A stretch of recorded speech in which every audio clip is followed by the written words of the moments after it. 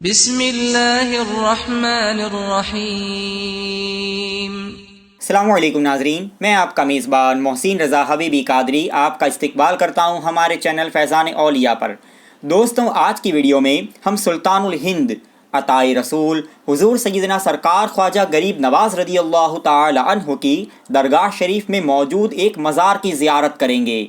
وہ شخصیت ایک دن کے لیے ہندوستان کے بادشاہ بنے اور پھر کو سرکار غریب نواز کی درگاہ کے صحن میں دفن کیا گیا۔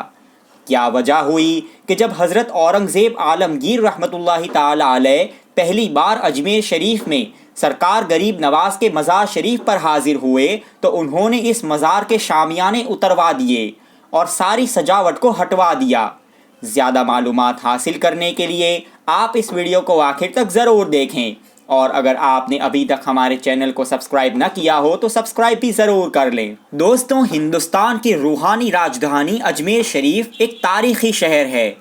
اس شہر کے لیے سب سے بڑا شرف ہی یہ ہے کہ یہاں پر عطائے رسول سرکار غریب نواز رضی اللہ تعالی عنہ آرام فرما رہے ہیں۔ سرکار غریب نواز رضی اللہ تعالی عنہ کی درگاہ شریف کے صحن میں کئی ایک بزرگوں کے مزارات اور کئی تاریخی مقامات ہیں، جن میں سے ہر ایک کی ایک اچھی خاصی تفصیل ہے۔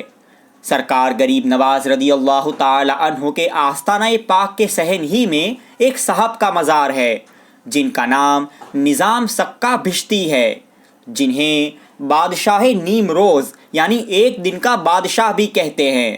اب ان کو ایک دن کا بادشاہ کیوں کہتے ہیں، اس کی وجہ تاریخ کی کتابوں میں یہ بیان کی گئی ہے کہ جب مغل بادشاہ ہمایوں اور شیر شاہ سوری کے درمیان شہر قنوج کے پاس جنگ ہوئی تھی، اور جس میں بادشاہ ہمایوں کو ہار کا سامنا کرنا پڑا تھا۔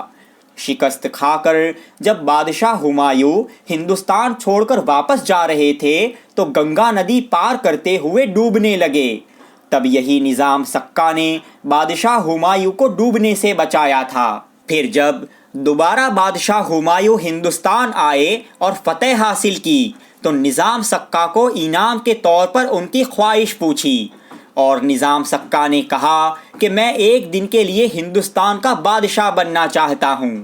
چنانچہ نظام سکہ کی خواہش پر ہمایوں بادشاہ نے ان کو ایک دن کے لیے ہندوستان کا بادشاہ مقرر کیا۔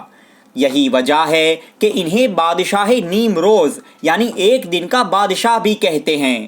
جب نظام سکہ کا انتقال ہوا تو بادشاہ نے اجمیر شریف میں سرکار غریب نواز کی درگاہ کے صحن میں ان کو دفن کرایا اور ان کی قبر پر شامیانہ وغیرہ لگوا دیا۔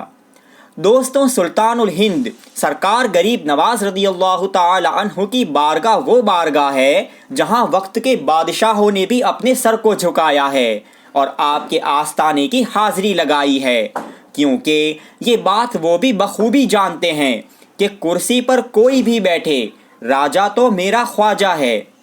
حضرت سلطان محی الدین اورنگزیب عالمگیر رحمۃ اللہ تعالی علیہ زمانہ شہزادگی کے علاوہ تخت شاہی پر بیٹھنے کے بعد بھی کئی دفعہ سرکار غریب نواز کی بارگاہ میں حاضر ہوئے اور فیض حاصل کیا۔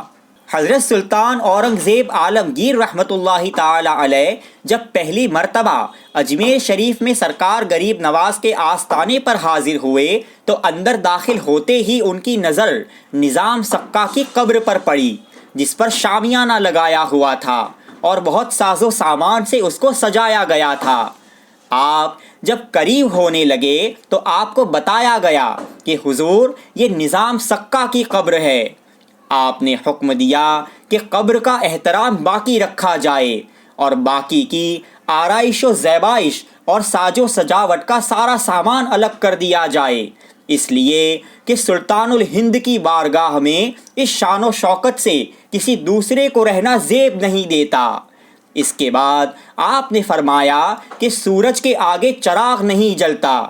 سبحان اللہ! اس واقعے سے سرکار غریب نواز رضی اللہ تعالی عنہ سے حضرت سلطان اورنگزیب عالمگیر رحمۃ اللہ تعالی علیہ کے بے پایا ادب اور عقیدت کا اندازہ ہوتا ہے۔ یہ نظام سکہ کی قبر درگاہ شریف میں صندلی دروازے سے داخل ہونے کے بعد کچھ قدم کے فاصلے پر الٹے ہاتھ پر ہے، جس کی آپ ویڈیو میں زیارت کر رہے ہیں۔ حضرت سلطان اورنگزیب عالمگیر رحمۃ اللہ تعالی علیہ کا سرکار غریب نواز کی بارگاہ میں ادب کا پاکیزہ انداز آپ نے سماعت کیا۔ اب اسی ادب پر سرکار غریب نواز کی حضرت سلطان اورنگزیب عالمگیر رحمۃ اللہ تعالی علیہ پر بے پایہ نوازش کا اندازہ بھی دیکھے۔ اس پہلی مرتبہ کی حاضری کے وقت حضرت سلطان اورنگزیب عالمگیر علیہ الرحمہ اس امید اور یقین کے ساتھ سرکار غریب نواز کی بارگاہ میں حاضر ہوئے کہ سرکار غریب نواز مجھے سلام کا جواب ضرور عنایت فرمائیں گے۔ چنانچہ آپ نے مزار شریف پر حاضر ہو کر بڑے ادب سے عرض کیا کہ السلام علیکم، تو سرکار غریب نواز کی قبر شریف سے آواز آئی کہ وعلیکم السلام عالمگیر۔ سبحان اللہ، کیا نوازشیں ہیں سرکار غریب نواز کی۔ بالکل حق ہے کہ سرکار غریب نواز کی بارگاہ سے سچی عقیدت اور محبت سے جو مانگا جائے وہ ضرور ملتا ہے۔ دوستوں، آپ کو یہ ویڈیو کیسا لگا ہمیں کمنٹس کر کے ضرور بتائیں، اور اگر آپ نے ابھی تک ہمارے چینل کو سبسکرائب نہ کیا ہو تو سبسکرائب بھی ضرور کر لیں۔ السلام علیکم ورحمۃ اللہ وبرکاتہ۔